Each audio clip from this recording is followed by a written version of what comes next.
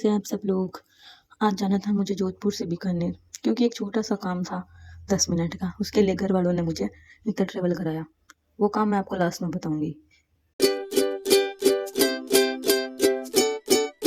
बहुत दिनों बाद इतनी सुबह उठ के बहुत ज़्यादा ही अच्छा लग रहा था आज। फिर मैं रेलवे स्टेशन पहुंच गई। वहाँ पे फिर मैं ट्रेन में बैठ गई। फिर पता नहीं आज क्यों ट्रेन इतनी ज़्यादा खाली थी। पूरे टाइम लगभग खाली ही थी पूरी ट्रेन ये। मस्त बैठे बैठे सोते सोते मैं नागौर पहुंच गई। फिर वहाँ से मैंने कुछ खाने के लिए लिया, जो मैंने खाया जो अच्छा नहीं था, बदबू मार रहा था। एक दो बाइट ही खाई।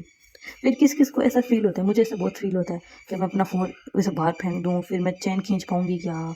ऐसे मतलब उल्टे उल्टे ख्याल आते हैं, मेरा फ़ोन बाहर गिरेगा बाहर गिरेगा बाहर गिरेगा। पता नहीं क्यों। आप लोगों के साथ भी होता है तो कमेंट्स में बताना।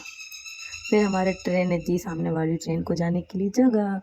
फिर हम लोगों ने आधा रास्ता क्रॉस कर लिया था, लगभग बीकानेर आने वाला ही था।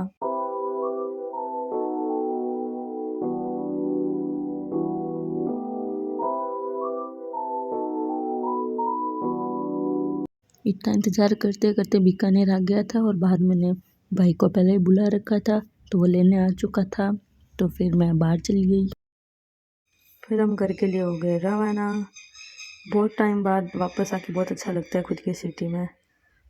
फिर घर पे स्वागत किया मेरी बेला ने, जो हर बार ही करती है। आते ही तो पहले इनसे मिलना पड़ता है, और बढ़िया अच्छा भी लगता है इनसे मिलना। तो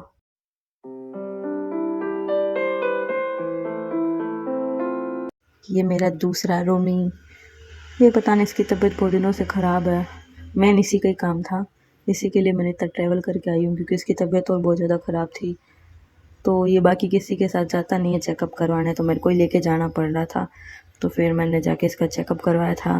फिर मैंने खाना खाया। तो मम्मी बेला को ऐसे ही खाना खिलाती है, इस मैडम को ऐसे खाना खाना बहुत ज़्यादा पसंद है। तो हाँ, मम्मी इसको ऐसे खाना खिला रही थी। फिर मैं घर से निकल गई वापस। उसका चेकअप करा के मैं फ्री हो गई थी, तो मैं वापस जोधपुर के लिए निकल गई। बेला को बाय बाय किया, रोमी को भी बाय बाय किया, और पवन मैं अपने भाई के साथ निकल गई।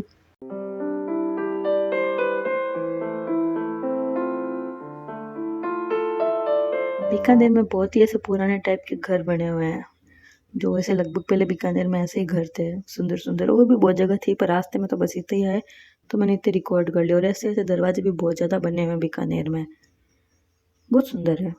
बस मैं फिर बीकानेर जंक्शन पहुंच गई। यहाँ से मेरी ट्रेन थी आज 2 घंटे लेट। तो और क्योंकि आज ट्रेन भी पूरे दिन बीकानेर से जोधपुर सिर्फ एक ही चलने वाली थी, तो भीड़ भी बहुत ज़्यादा थी, और मेरी टिकट भी बुक नहीं थी। फिर हम बीकानेर से निकल गए। जैसे ही नागौर पहुंचने वाले थे, तो भाई ऐसा हुआ मेरा हाथ पैर कांप गए थे पूरे। ट्रेन के आगे आ गई थी एक गाय, तो पूरी वो और हम जस्ट इंजन के पीछे वाले सेकंड डब्बे में ही थे। तो उससे चारों तरफ पत्थर उछलने लग गए, पूरी उस गाड़ी से हिलने लगी थी। तो मेरे को तो लगा आज तो भाई मैं गई, ट्रेन पलटेगी यार। पर ऐसा कुछ नहीं हुआ, बस वो गाय आगे आ गई थी। तो फिर ट्रेन वेन रोकी, उधर भी 15-20 मिनट ख़राब हो गए थे। फिर उसको साइड वाइड किया, फिर हम लोग रवाना हो गए। फिर मैं वापस जोधपुर पहुंच गई। फिर मैंने कुछ रिकॉर्ड नहीं किया, और घर आके मैं सीधा सो गई थी। और सुबह उठ के मैंने ये एंडिंग ऐसे ही रिकॉर्ड कर ली। तो अब मिलते हैं अगली वीडियो में। Tata bye bye.